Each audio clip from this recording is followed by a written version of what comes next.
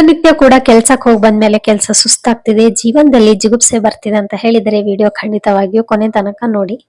ನಮ್ಗೆ ಈ ರೀತಿ ಯಾಕೆ ಅನಿಸ್ತದೆ ಮತ್ತೆ ಯಾವಾಗ ಅನಿಸ್ತದೆ ಅಂತ ಹೇಳಿದ್ರೆ, ಕೆಲಸವನ್ನು ನಾವು ಯಾವ ರೀತಿಯಾಗಿ ನಾವು ಅನ್ಕೊಳ್ತೇವೆ ಅನ್ನೋದರ ಮೇಲೆ ಡಿಪೆಂಡ್ ಆಗಿರ್ತದೆ.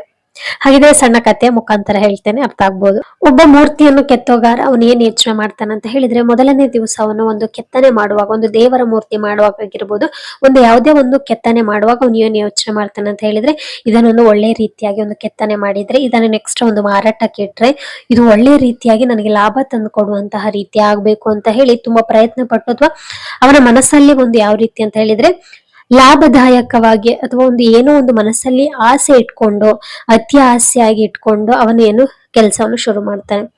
ಕೆತ್ತುವಾಗ ಅವನಿಗೆ ತುಂಬಾ ಕೋಪ ಬರ್ತದೆ, ಎಲ್ಲಿ ಆದ್ರೂ ಸ್ವಲ್ಪ ಮಿಸ್ಟೇಕ್ ಆದ್ರೂ ಅವನಿಗೆ ತುಂಬಾ ಕೋಪ ಬರ್ತದೆ, ಸಹಿಸ್ಕೊಳ್ಳಿಕ್ಕಾಗಲ್ಲ. ಕೊನೆಯದಾಗಿ ಒಂದು ಮೂರ್ತಿಯನ್ನು ಕೆತ್ತನೆ ಮಾಡ್ತಾನೆ.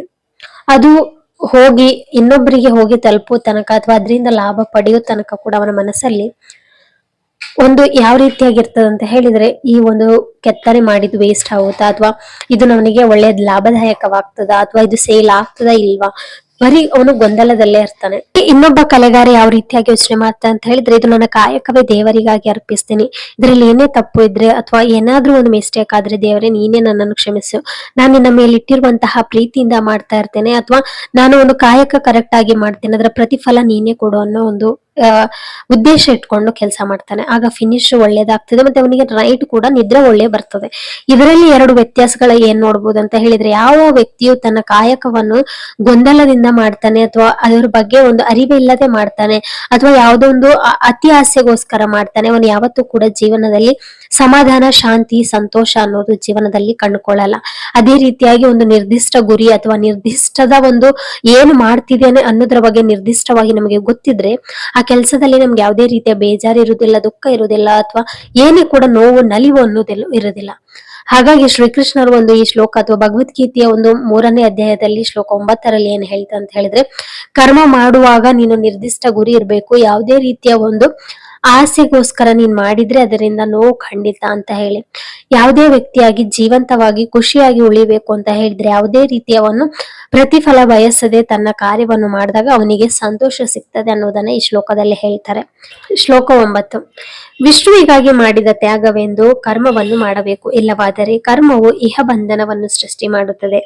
ಆದುದರಿಂದ ಕೌಂತಿಯ ಭಗವಂತನ ತೃಪ್ತಿಗಾಗಿ ನಿನ್ನ ನಿಯತ ಕರ್ತವ್ಯಗಳನ್ನು ಮಾಡು, ಈ ರೀತಿಯಲ್ಲಿ ನೀನು ಬಂಧನದಿಂದ ಸದಾ ಮುಕ್ತನಾಗಿರುತ್ತೀಯ ಅಂತ ಹೇಳಿದ್ರೆ, ನಾನು ಹೇಳಿದೆಲ್ಲ ಒಂದು ಕಾರ್ಯವನ್ನು ಮಾಡುವಾಗ ಯಾವುದೇ ಒಂದು ದೇವರಿಗೆ ಅರ್ಪಣೆ ಮಾಡ್ತೇನೆ, ಇದಕ್ಕೆ ಕರ್ಮ ಅವರು ಹೇಗೆ ಕೊಡ್ತಾರೆ ಅದನ್ನು ಸ್ವೀಕರಿಸ್ತೇನೆ ಅಂತ ಹೇಳಿ. ಈಗ ನೋಡಿ, ನಾವು ಒಬ್ಬರಿಗೆ ಶರಣಾಗ್ತೀವಿ ಅನ್ನುವಾಗ ಅವರಲ್ಲಿ ನಮ್ಮ ಮೇಲೆ ಎಷ್ಟೇ ಪ್ರೀತಿ ಅಥವಾ ಏನೇ ಒಂದು ಎಷ್ಟೇ ರೀತಿಯಾಗಿ ನಮ್ಮ ಮೇಲೆ ದ್ವೇಷ ಇದ್ರೆ ಕೂಡ ಒಂದು ಕ್ಷಣಕ್ಕೆ ಕರಗಿ ಹೋಗ್ತಾರೆ.